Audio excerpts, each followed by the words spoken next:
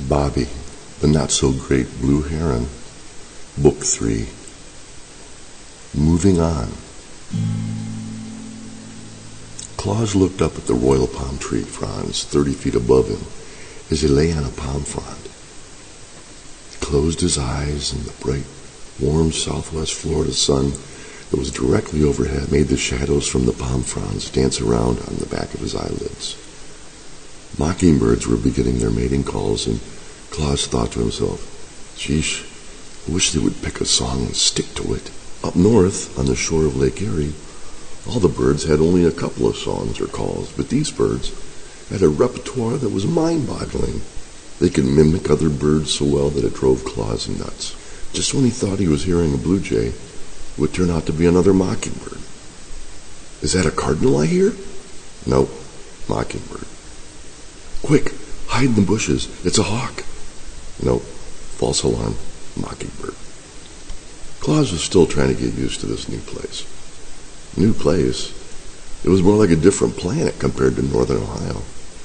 He remembered the day the old couple started to put all their stuff in boxes, and eventually he ended up in a box too, loaded into the back of the car, and that was the last time he saw the lake. The box had holes in it so he could watch out the window of the car as they drove, stopping a couple nights to sleep in these buildings with little rooms with 2 beds and a bathroom. These tiny rooms smelled funny, and Clawz didn't care for the carpeting on the floor. It really smelled bad, like dogs. But the old couple brought a big bag of cat food, so he didn't starve, and they made sure to give him water too. Even the water smelled funny. After a few days of driving, they arrived at this new place, and apparently he was just supposed to like it or lump it. He considered taking off and living on his own, but the windows were always closed and he had no way of opening the doors. The old couple was especially careful not to let him outside at first, so he spent a lot of time looking out the windows at this new land, checking out the birds in the yard. He could hear a lot of different bird songs, but didn't really see that many different kinds of birds. He had yet to discover the mockingbird dilemma. He spent a lot of time thinking about his old friend Bobby the Blue Heron back in Ohio. He never got a chance to say goodbye to his best friend. Clawz had no idea that the old couple was moving, so no goodbyes. He missed Bobby, and what made matters worse was the old couple had moved the life-size wood carving of a blue heron that Bobby had hid behind the night that Clawz met him, and it sat right in sight of his food bowl. So every time Clawz ate his cat food, he was reminded of his friend who loved cat food so much. Clawz hadn't had any fresh fish since they left Ohio, and he imagined Bobby fishing the shallows back home and spearing a delicious white bass. What Clawz wouldn't give to be back with his friend Bobby. Chapter 2. Bobby took a flight over the old couple's house every morning since his friend Clawz left, hoping to catch a glimpse of him or the old couple. The house was still there, but new people were living there now. A young couple with no pets that spent only short visits to the house, so most of the time, no one was there. Bobby had looked in the windows, and all of the familiar furniture was gone.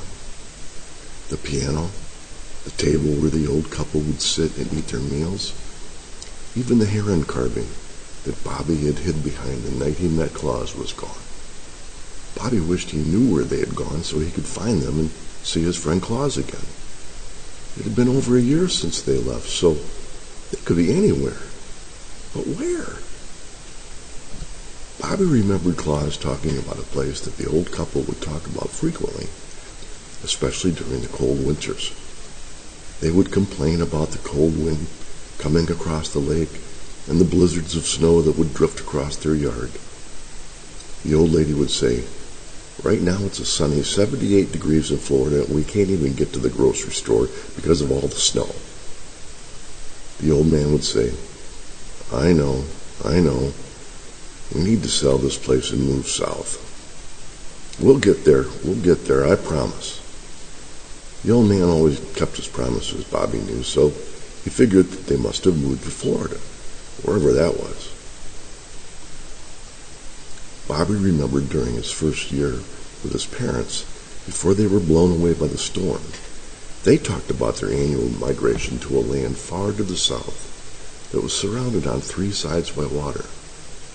much bigger than the lake. It was sunny and warm with plenty of fish. It was the perfect place to spend the winters. During the summer it grew hot and humid, raining every day and making it unpleasant, so they would fly back north to the lake to spend the summer. It took many days to make the flight, with many stops along the way to rest and find food. Bobby had yet to make the trip himself, but he felt the urge. Maybe this place was the land of Florida that the old man talked about. Maybe he should make the trip, and if he was lucky, he would find Clawz. It was starting to get cool at night, and the seasons were changing. You could tell by the color of the leaves on the trees that they were turning from green to orange and brown. It seemed like a long shot, but Bobby had grown increasingly restless. And without his friend Clawz to talk to, he was very lonely, and flying south just felt like the right thing to do. So, Bobby made up his mind and decided to make the trip. He would need to fill his belly full of fish before he left to give him energy for the long flight. He wished the old bait shop was still there with a bowl of cat food on the dock, but it had been changed into a small restaurant and bar by new owners, and the cat that used to live there was gone too. Another good reason to head south. Bobby didn't like the changes that were happening to his home by the lake. He needed a change. Chapter 3. Clawz was chasing lizards in his backyard. There were lots of them, and he could spend hours playing cat and mouse with them. He had captured one the first time he started hunting them, and decided after one taste that he did not care for them, snack-wise. They had a nasty taste, but they were great fun to chase. He had not really ventured outside the fence that surrounded the backyard. He wondered if there were any lakes around where he might do some fishing, and one day he decided to find out. Squeezing through a crack in the gate, he ran down the driveway and across the street, through the neighbors' yards, across another street where there was a large empty field with a line of pine trees at the far side of the field. He ran across the field under the pines, and there, right in front of him, was a long body of still water, like a river, but not flowing like a river. It had some houses on the other side, whose backyards lined the water. Clawz made his way down the bank of pine needles until he was right on the edge of the water. He put his paw in the water and quickly drew his paw out and licked it to see what the water tasted like. It was very similar to the water in the lake up north. He sat there for a while, looking at the surface of the water, and his heart jumped when a fish came to the surface to eat a floating bug. It was a good-sized fish, longer than Clawz was, and much too large for him to try to capture. The water looked pretty deep, and Clawz wasn't much for swimming, that was for sure. It made him miss his friend Bobby, who was so good at catching and sharing fish.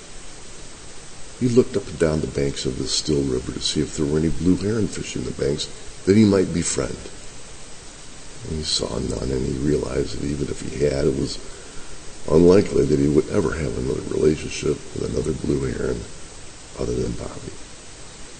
It made him sad to think that, so he slowly made his way back home to take a nap in the yard and dream of the days he spent with his pal Bobby. Clawz found a nice soft clump of grass in the shade of a banana tree and slowly drifted off into dreamland. Clawz dreamt that he and Bobby were flying over the old neighborhood. Clawz riding on Bobby's back, soaring over the treetops and rooftops. Bobby banked right, and soon they were gliding along the shoreline of the lake, looking for a school of fish in the shallows that would make for some good eating. The sun was getting low on the horizon, so it was easy to see the fish as they darted through the clear water. Claw's dream was interrupted by the cackling of a mockingbird in the tree overhead. He tried to go back to sleep to continue his dream, but he couldn't. So he made his way to the door of the lanai and started to meow, hoping to get the attention of the old couple to let him in. They were getting hard of hearing, so Clawz had to let out a yowl so they would hear him. Finally, after quite a few yowls, the old man came out to the lanai and let him in. Clawz made his way to his food and water bowls and ate some cat food and drank a little water, then made his way to the living room to sit on the couch and look out the window at the bird bath. Clawz was comfy, but kind of bored with this new life here in Florida. Mostly he missed Bobby.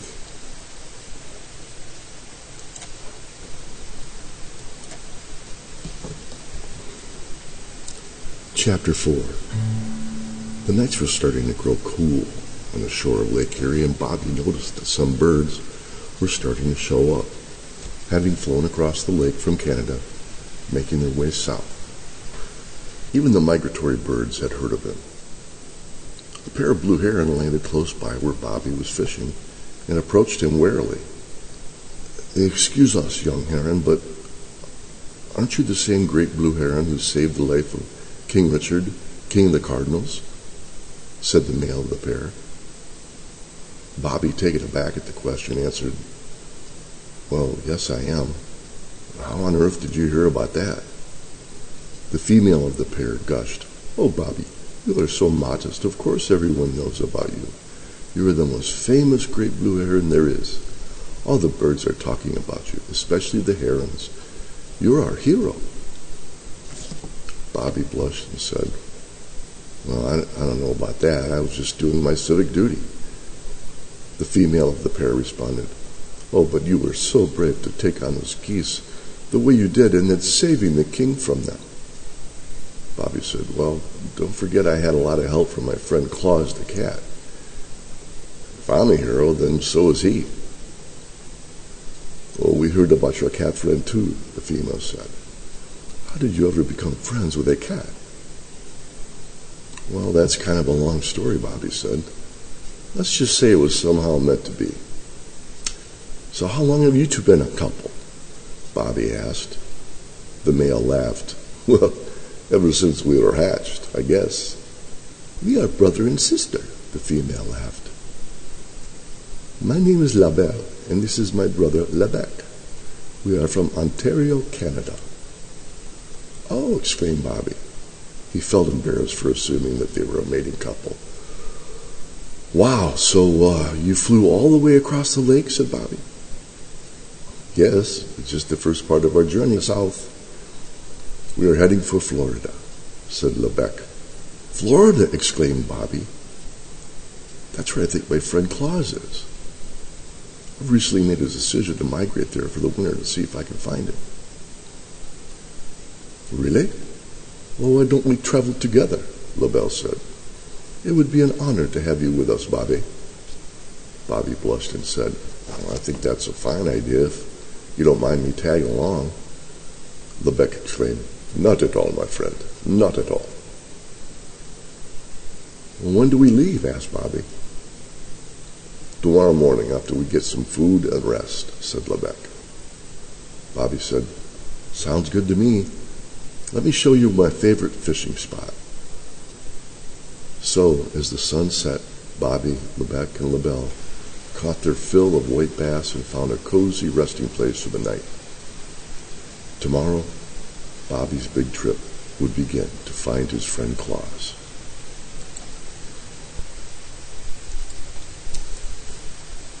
Chapter 5. It had been 3 days since they started their journey south. Following Lebec and Labelle, Bobby was amazed at how far they had traveled in such a short time. The winds aloft were coming from the north, so all they had to do was make minor adjustments with their wings and tail feathers and just sail along. They were already flying over a mountainous region, which was all new to Bobby. So many big trees and rocky crags passed under them as they continued south. After the third sunrise, they were at such a high altitude that Bobby could see to his left a huge body of water. "Is that a lake?" asked Bobby. No, my friend. That is the great ocean to the east called the Atlantic Ocean. We will follow that shoreline for 2 more days until we reach the great peninsula of Florida. If the weather continues to come from the northeast, we will then head across the state to the western side, where there is another large body of water called the Gulf of Mexico, where we will find plentiful fishing grounds. You're in for a treat, my friend. With your fishing skills, you're going to have to limit how much you eat, or you will never be able to fly more than a few feet off the ground again." LaBelle laughed at Lebec's comment, and Bobby laughed as well. She had such a nice laugh, thought Bobby, and her feathers were so shiny, especially around her beautiful eyes. Even though Bobby was sailing effortlessly along with the wind, his heart started to beat faster, and he felt strangely giddy. Bobby tried to think about Clawz and where he might be in this new land. How could he begin to try to find him? Below, as they flew south, following the thin double ribbon of the highway, Bobby noticed some colorful flashing lights.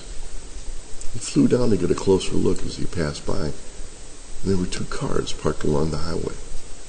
One with the lights, in back of another yellow car that looked strangely familiar. Bobby started to breathe faster and said to himself, I think that's the old couple's car. But Bobby remembered it as the old couple had just got it before they left, and he noticed that the last time he flew over the old lake house before he realized that they and Clawz were gone. He flew down and landed about 20 feet to the side of the two cars. There was a policeman writing something on a piece of paper on the other side of the car, and sure enough, sitting on the side facing Bobby was the old woman looking worried. Bobby could see Clawz hiding in the back of the car, crouched down inside his covered litter box, cowering like a cornered criminal. Bobby surprised himself by his reaction, leaping into the air and landing right on the hood of the car. The policeman was so startled he quickly backed away and tripped on the edge of the roadway, falling on his posterior. Bobby loomed large over his head, staring down at him with his fierce eyes. The policeman got up, but had completely lost his composure. Stumbling back to his patrol car, he dropped the piece of paper, got in his car, and drove away, tires squealing, causing a gust of wind in his wake, blowing the piece of paper into the air and into the trees, sticking to a branch high up in a live oak. The old couple, looking quite surprised, started to laugh out loud, and Clawz crawled out of his litter box and saw Bobby still perched on the hood. Clawz couldn't believe his eyes. Where in the flying feathers did he come from, thought Clawz. Just as Clawz was about to jump out the window to greet his old friend, two other great blue herons landed in front of the car, looking in awe at Bobby. The old couple sat there in total disbelief at this gaggle of blue heron that had descended upon them. "What in the world just happened?" the old man asked his wife. "Well, I'm not quite sure, but I think we just got out of a speeding ticket because of that bird on our hood," she snickered. Bobby hopped down off the hood and greeted his feathered friends, as well as his old friend Clawz, who had jumped out of the window and was pawing lovingly at Bobby's leg. "Bobby, you great big beautiful blue bird, where in the heck did you come from?" Clawz yelled. Ohio?" Bobby responded with a sly grin. Clawz laughed and said, "Who are your feathery blue friends that we have here?" Bobby introduced Lebec and LaBelle to Clawz, who were shocked to be meeting the famous feline friend of Bobby. "We know all about you, Mr. Clawz," LaBelle blurted out in her adorable French accent. "You are quite famous in our homeland of Quebec, Canada." Clawz was dumbfounded. "I am?" he said. "Oui, oui, Monsieur Clawz. You are quite well known and feared by many Canada geese." Clawz laughed and said, "Well, they better be scared," smiling deviously. Bobby was still amazed at the sheer luck of spotting the old couple's car on the highway. "Are you still on your journey south to find a new home?" asked Bobby. Clawz replied, "No, we just took a little road trip to Siesta Key. We found a place in Cape Coral not far from here. You should see all the canals there, Bobby, all full of fish. Plus, we're very close to the Gulf of Mexico and all kinds of beaches to shore fish. It's a blue heron's paradise, I'm telling you." Bobby, LaBelle, and Lebec looked at each other, smiling and nodding at this good news. Bobby said, "So, who wants to follow the old couple and Clawz to their new home?" Both LaBelle and Lebec raised their right wings and said, "We do." And so it was. Chapter 6. 2 years had gone by since their chance encounter with the old couple, and Bobby and LaBelle had decided to mate. Lebec approved wholeheartedly, as he had grown quite fond of Bobby and couldn't have hoped for a better mate for LaBelle. It just happened that Lebec had met a beautiful female blue heron on the bank of a canal not far from the old couple's home, and had also fallen in love. As for Clawz, he and a gorgeous Maine Coon named Buttercup, who was a stray cat and lived under some palms down the street, had hit it off, and she had no problem with Claw's friendship with a flock of blue herons. So they all lived together in the paradise that is Southwest Florida. Lots of fishing, lizard chasing, and long naps on the lanai ensued. And as it happens with many happy couples, many kittens and fledglings followed. The old couple ended up adopting Buttercup, and the kittens and their cat food budget quintupled, much to Bobby's delight. It's good to have family and friends, thought Bobby. Often they would all gather down at the banks of the canal and teach the youngsters how to fish. Sometimes you have to leave your comfortable surroundings and take a leap of faith and trust to follow your instincts. If you're lucky, just maybe you'll end up in an even better place than that which you left behind.